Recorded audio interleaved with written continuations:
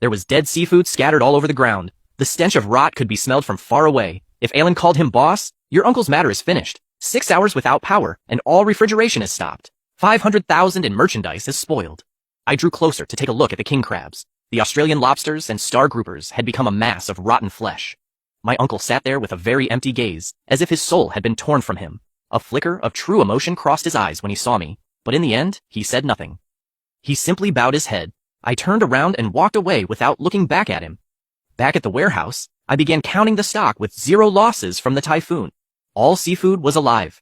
I immediately notified the Alliance members we could supply as usual at 10 a.m. The market began to resume activity, but most stalls had suffered heavy losses due to the power outage and had no merchandise to sell in the market. But soon only my warehouse was still functioning normally. The only place with stock was ISY Food. The buyers from the major restaurants called one after another, asking if I could supply them. I said yes, but prices would follow the market trend after the typhoon. Seafood was scarce. Prices have risen, allies have priority and keep their prices for the other customers.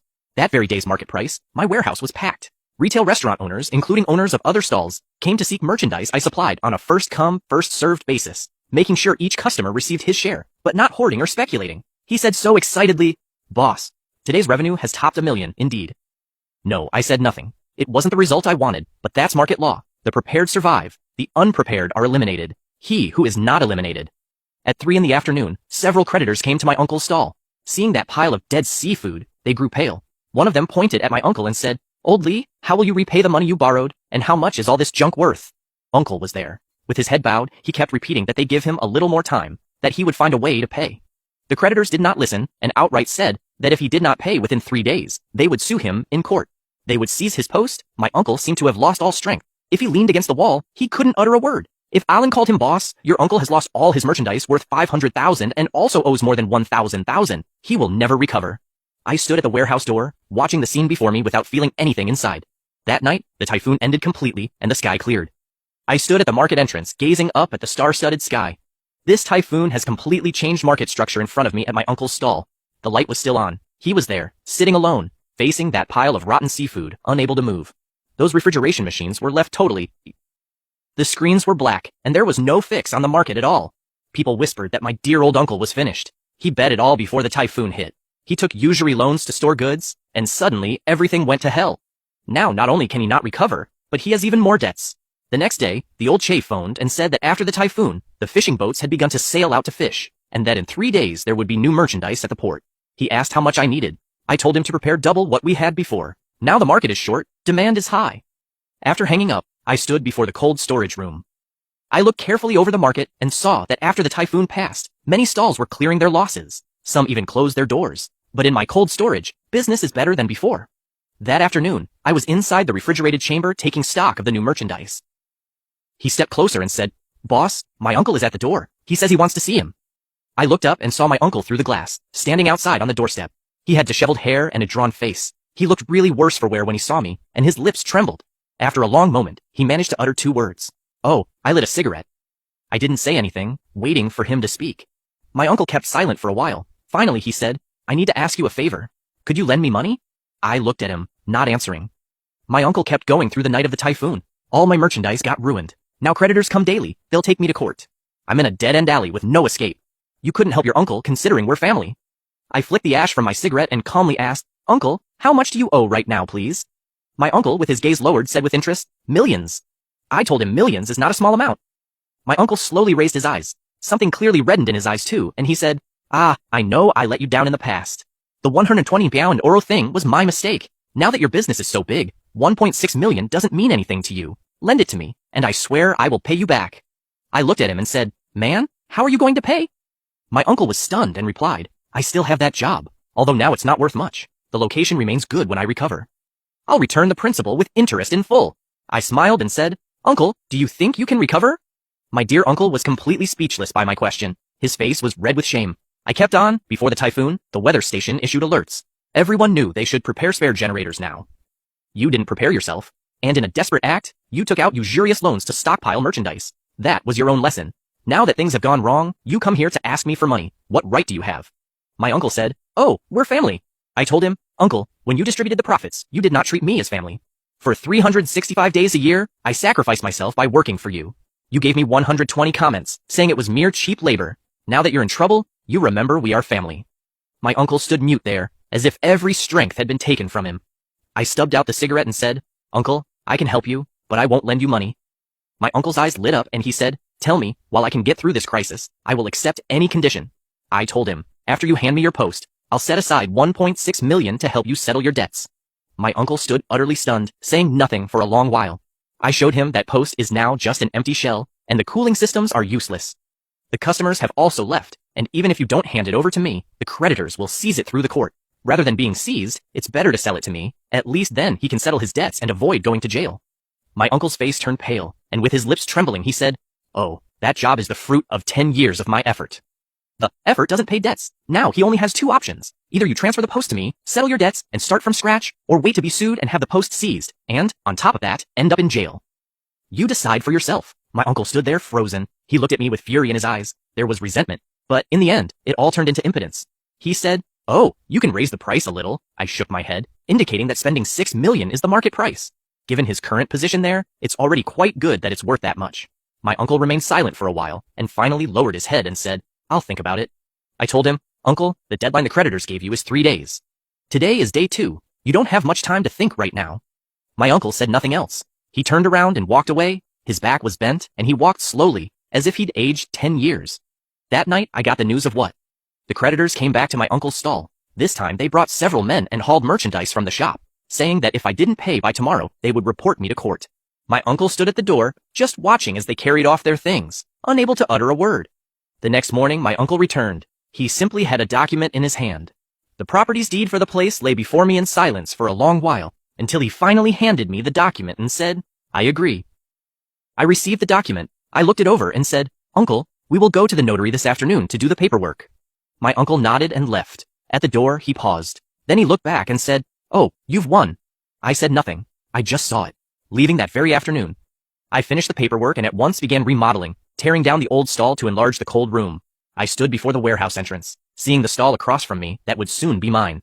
The sign had hung there for more than 10 years, still up, but soon would be replaced by A-High Food. The day after signing the transfer agreement, I started remodeling the store and hired a team. I joined my uncle's aging, weathered stall to my cold room. I knocked down the dividing wall, and the space instantly doubled indeed. I ordered 6 imported chillers, brand new, with the most advanced temperature controls and backup power. I expanded the delivery fleet to 5 trucks, letting me serve more clients at once during the remodel. There were ongoing comments in the market. Some said, alas, he was a merciless man who would not forgive even his own uncle. Others said that if the uncle had treated him better then, he wouldn't have ended up that way. I ignored those comments entirely. I focused on the work's progress. A week later, the new post was finished. A huge space of 1,000 square meters, 6 new fridge units aligned perfectly, delivery trucks parked at the door, and the Sagi seafood distributor sign glowed brilliantly under the bright sun on the very opening day. I held no ceremony. I only notified Alliance members and some very important clients, but the news spread anyway. Almost the entire market came to look around. The boss arrived with several restaurant owners to congratulate me. He looked at the scale of the business, gave a thumbs up, and said, in just a few months, you've integrated the market this way. Amazing. Alliance members came, 13 retailers. They stood in front of the new stall with smiles on their faces. They said that working with me has earned them more in these 2 months than in the entire previous year. I said that if we all do our best, the future will be even better. Opening day. The daily cash flow exceeded 5 million with orders from morning to night. 5 delivery vehicles were coming and going non-stop, and all the customers received their goods on time. If he showed me the ledger with enthusiasm and said, Boss, with this pace this month, we will exceed 3 million in net profit. I nodded. 3 million. They were my uncle's and my net profit for the entire last year. Now, doing it in 1 month is completely safe. I stood in front of the stall and watched the whole market. The place where my uncle's stall used to be was now mine. That night, I gathered the members of the Alliance and the key employees for a meeting.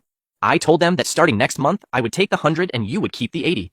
The retailers were astonished, and one with the surname Guan said, Boss, how is this possible? You supply the merchandise and the distribution, and you also bear the risks.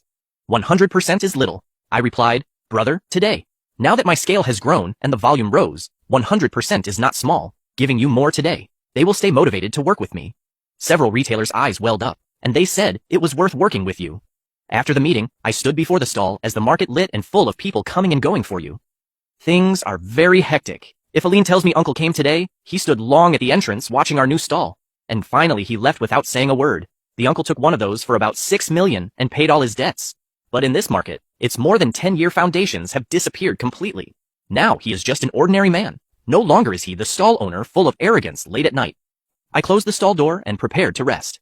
As I passed the market entrance, I saw a familiar figure standing there.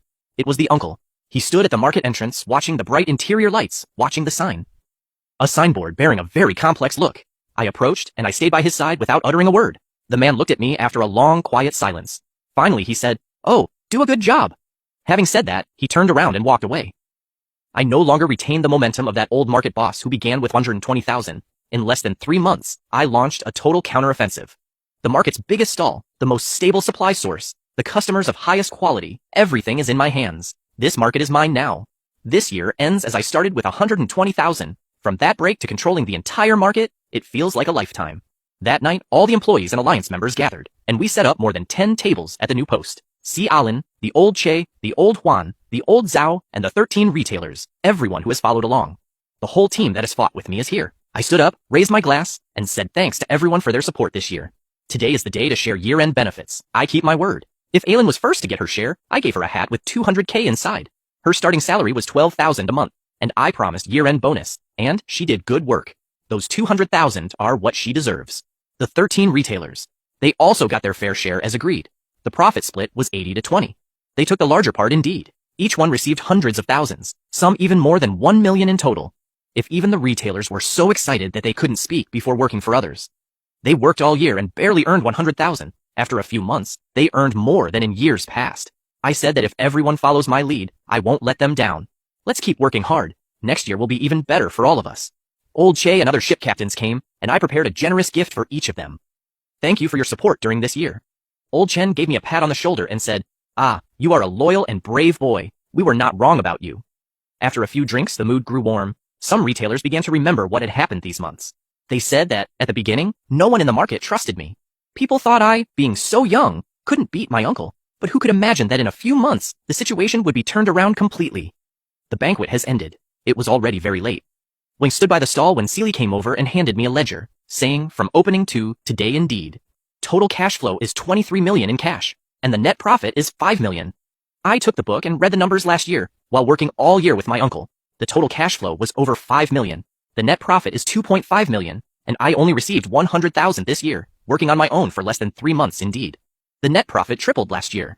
This year, I learned many lessons. The rules only apply if you have them in your own hands. The capital was his. The relationships were his. That's why he decided the post is mine and the supply is mine. The customers are mine. I decide, but I won't be like my uncle who only cared to exploit me. In the end, he ended up quite alone and betrayed. What I must do is to openly and fairly allow those who follow me to also earn money. Only then can we go farther together. If Aline tells me, my uncle now works in a small restaurant kitchen, gradually moving from owning a stall to being an employee. That stark contrast. It's not something anyone can bear, but it showed clearly how he treated me back then. This is how I harvest now at 12 midnight. I close the stall door. The New Year's bells are about to ring, and the market is starting to light firecrackers. I am standing under the Saji Aquatic Products wholesale sign, looking at this square meter stall, looking at those 6 new refrigeration units, looking at the 5 cold chain trucks parked at the entrance, from 120,000 to 8.5 million. From being an exploited employee to become the market's biggest supplier. It took me less than 3 months this year. I learned the most important thing. Rules only give you true confidence when they are in your own hands. If Aline comes closer and says, "Boss, Happy New Year," I smiled and replied, "Happy New Year" in the sky. From afar, the fireworks begin to bloom with colored lights illuminating the whole market. Standing at the door of the stall, I watch everything with a calm heart.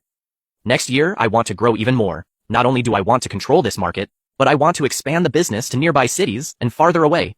But now I want to go home to have dinner on New Year's Eve with my mother, take out my phone, and send her a message. "Mom, tomorrow I will go home." The phone responds very quickly. "It's okay, Mom is waiting for you." I put the phone away, close the stall door, and drive off from the market in the rearview mirror. There is a sign for the